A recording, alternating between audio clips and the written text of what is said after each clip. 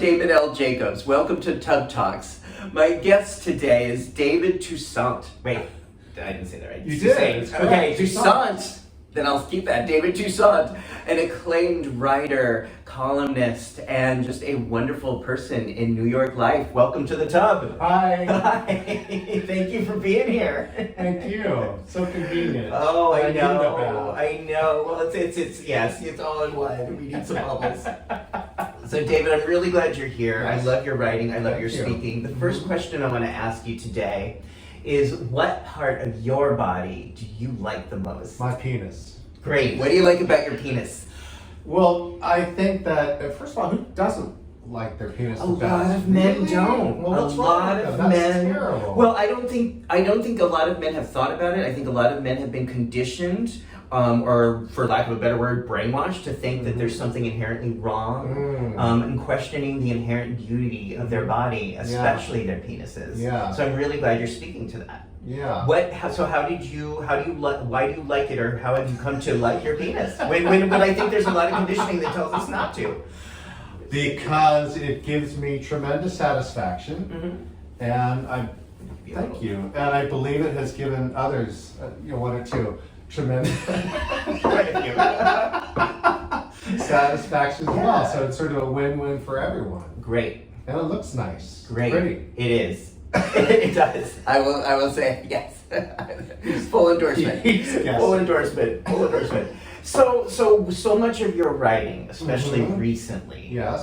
in the time I've known you in recent years, has really focused on the experience of getting older, growing older, and aging in the gay community. And I think that's such an interesting topic. I think that's something that none of us, as a cohort, as a generation, have really had before. And I think there's we were exposed to age. Right. We all died of AIDS. Well, the generation before us. Yeah, well, I'm right at the tip of that. So, Yeah. we didn't really think about age, and we thought about making it for the weekend. So, Yeah. I'm sorry to interrupt. No, I agree. So we're kind of missing role models for this. Oh, we we kind of are. don't have a blueprint for this. Yeah. Partly because of AIDS, partly because I think we've just never really lived in a time when there's been this degree of societal acceptance. Now, I know it's not perfect, but certainly more so now when we were growing up, as well as legal protections, as well as medical advancements like PrEP and U equals U. So how do you feel now about getting older in the community, and what are your thoughts on this topic? I think, and yes, I do always wear a cap In the bathtub, yes. As one does. As one does. Yes. I think that nobody likes getting older in the fact that nobody thought that they're going to get old and die. I don't think that part is fun, and that we are eventually going to lose, what looks we have, and we're going to get impairments, and that part is not fun. But getting older, other than that, is wonderful. I think. What's wonderful about it? I look better. Yeah. I think I'm much more confident about myself than I was when I was in my 20s. My 20s were miserable. They were horrible for many reasons. I feel better about myself. I don't worry about rejection so much. I used to get so upset if a guy rejected me, and now it's just, you move on. I don't care if I'm as pretty as the next guy at the gym. I don't care if his muscles are bigger. I'm not concerned about so many things that you get wrapped up in when you're that age. I don't care about being in a tub naked with Damon. I mean, that, it doesn't really matter to me. It's fun. I'm hot. I mean, and I don't say that because of what I don't say that from looking in the mirror. I say that from the men I go out with and the attraction I receive and all that. I mean, I love the phrase "daddy." I love when people call me that. I don't find it offensive in any way. We're in. We're very in now. It's a really fun time to be alive and to have a penis. Yes. Yes. So there's so much right there, and I just want to reflect a few keywords that are really important to me. Are you okay? Okay, yes. Oh, yeah. Just kidding. That'll be the fans only version. What I really, really want to draw attention to what you just said, a few things. Okay. I heard the word confidence, which I think is so important. And I think reflects for me as well what I feel more of now in my 50s than I ever did before. I also love the way you talk about if someone rejects you or if someone is just not interested. It sounds like at this moment that doesn't crush you. That doesn't how do you not get crushed by that? How does that not completely devastate you? As there's a really popular fitness model / OnlyFans porn star that I'm friends with, and he happens to be a ginger, and he's quite, I don't want to say his name, but he's quite beautiful. And I went out with him once, and one of the things he told me, and I mean, I was stunned by how beautiful I thought he was and is. And he told me that having red hair, and he's probably in his 30s now, maybe 40.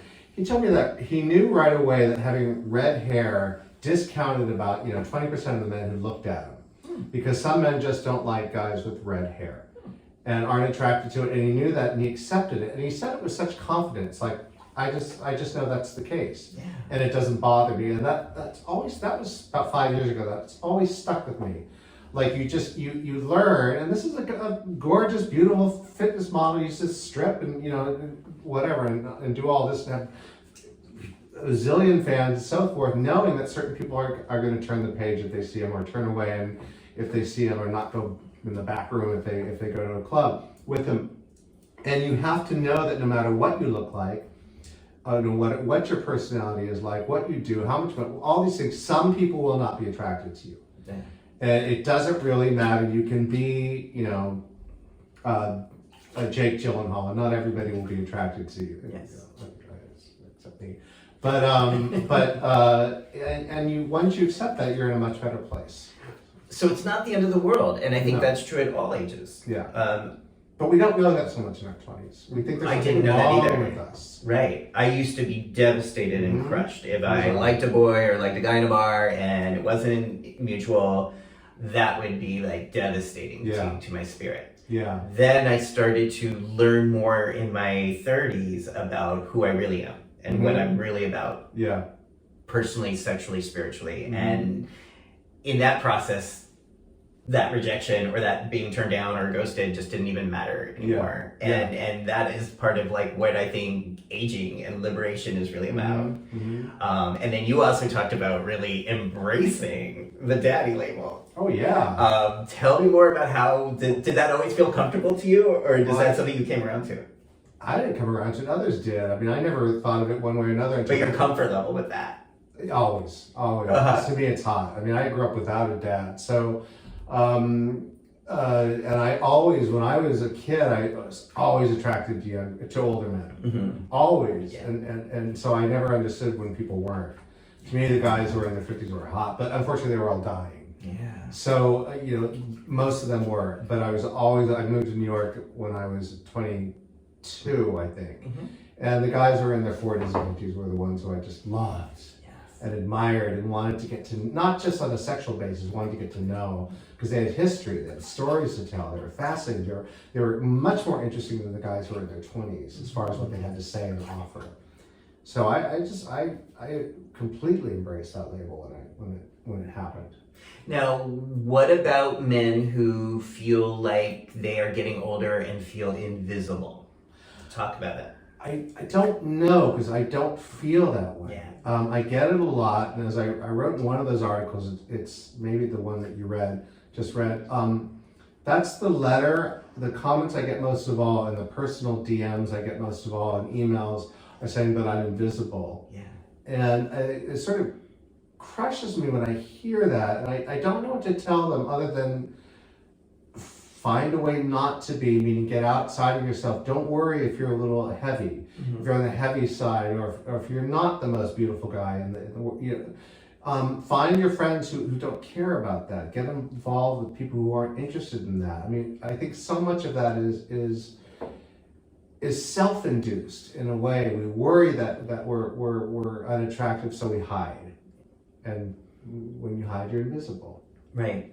So I know in my 20s I would feel invisible. I'd walk into a club or a bar and I was so uncomfortable with my appearance that I would just sort of sit in the corner, watch everybody else, and leave feeling invisible. Yeah. And in retrospect, I could see, well, that was me participating in a cycle. I felt like shit, so people kind of ignored me. And that substantiated my opinion that I look like shit. Yeah.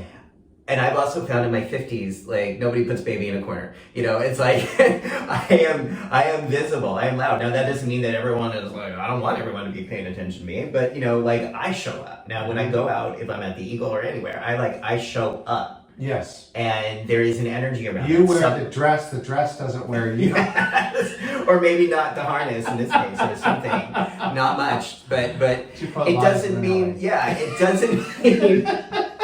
But it doesn't mean that, like, I'm everyone's cup of tea either. It's like you were saying, like, I know that I'm not, but I'm still showing up. And it doesn't matter what you look like, you're not going to be everyone's cup of tea. Right. Yeah, so, and you're right, you show up, you have fun, you make the rules when you walk in. It's your night, it's your bar, it's your party. I mean, that's just how we have to be. Yes. You know, it's just, enjoy it. Life is very short. Life it's very temporal. We're only here for a short time. As corny as that sounds, anything can happen. When lots of weird stuff is happening now, just enjoy it. Just grasp it every day, what you can, and you have to do that. Awesome. That's exactly what this is so much of why I want to have these conversations. And this is why I don't tan. I mean, I'm white as fuck. But look at me. Are we not allowed to say fuck? No, you can say it. I'm white as fuck because I was just in the Hamptons on a sunny weekend, and I don't lie in the sun anymore because I hate it. It's so boring. And I just think there's nothing more boring than lying in the sun. It's just the most insanely boring thing, or lying on the beach. Yeah. For me, I get so bored because I love to work, I love to write, I love to be active, I love to do all these things.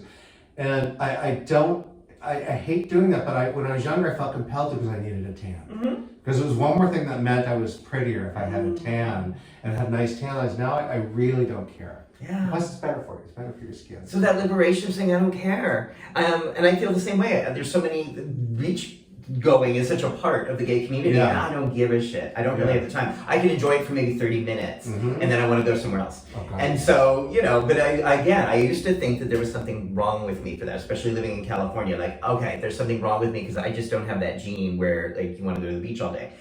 I've also come to understand. I'm the one who goes to the beach and boardwalk and just goes to the boardwalk and goes on the ride. Yep. Yeah. So again, the liberation of saying, well, this is who I am. And that's okay. There's things I like, other people don't like. There's things other people like, I don't like. That's okay. I think that's the liberation. And what is the beauty of what's ahead of us is this understanding and deeper knowledge that there's enough to go around. We don't have to conform. We don't have to all like the same things. We don't all have to be attracted to the same people. We don't all have to like the same vacation activities or locations. But maybe this is an opportunity now, creating this blueprint of aging as gay men, that we can start to really savor what is empowering about this, what is purposeful about this, and what's pleasurable about this. Yes, and we can be role models. Yes. And that's the nice thing. I mean, we can be. I hate to use the word hate, but this whole thing about we're supposed to dislike millennials or all these weird things. We're supposed to dislike the lower generation. I think it's ridiculous. And get off my lawn.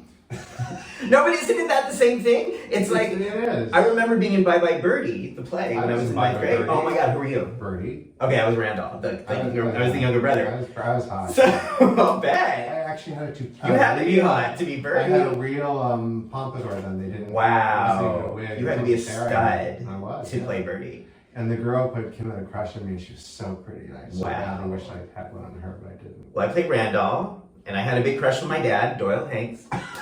But you know, part of our show, our number together was kids. So this was, you know, a 1960s play based on the 50s, and it was this whole thing about like these kids. What's wrong with these kids? All they care about is rock and roll music and dancing, and they don't care about homework. Why can't they be like we were, perfect in every way? And I thought that was such a joke when we were doing this play about kids in the 1980s, but I feel like that is so much of what I hear today about the term that now they just call millennials instead of kids. I don't think that kind of category or quantity really helps anybody to feel more connected or unified. Yeah, and it goes both ways. I mean, you know, they're not always kind to us. and we're often not kind to that. But when I was in my 20s, they weren't, stop. like, 20-year-olds weren't kind to me in my 20s either. I mean, it was just like, people are sometimes just Yes. mean. It's not, Yeah, that's why, you know, I think it's a generational thing. Yeah, that's why I avoid the word community, because I don't really believe we have a gay community. Yeah. And in a way that's good, because we've grown out of it. We had a community when AIDS was a pandemic. Mm-hmm. And then we had to, because when you're fighting for your life, you have a community. We were in much smaller locations, whether that be Chelsea or West Hollywood or whatever. We were really together, and you had to rely on your friends, because so often family kicked us out. You know, everybody kicked us out. The government hated us. People spit on us. I mean, it was a horrible time. And then you reach out to your community to save you, and we were dying. Everybody was dying. As we become more visible and bigger and all over the place, we even live in Brooklyn now. Or the Upper East Side. So we're all over. So we've sort of beyond community now. Yeah. That we're separate communities. It's interesting. I like that. All right, David, you are amazing and you are inspirational. Where can people see more of your work, learn more about you, and more of you, what you choose to share, that body part you love the most? Where can people find you or follow you? You can follow me on Twitter, Dr. Toussaint, or on Instagram, which is David Ross Toussaint. Mm-hmm. And I'm always on Facebook, like everybody. I'm old, so I'm on Facebook. I dig it. Okay. Thank you so much for joining me in the tub today. Thank you, I Steve. really appreciate your discussion, and I hope to see you again here soon. I hope so too. Okay. Okay. He's gonna scrub my back. I'm just stay tuned for the next episode of Tub Talks with Damon. Thank you so much for joining. Bye.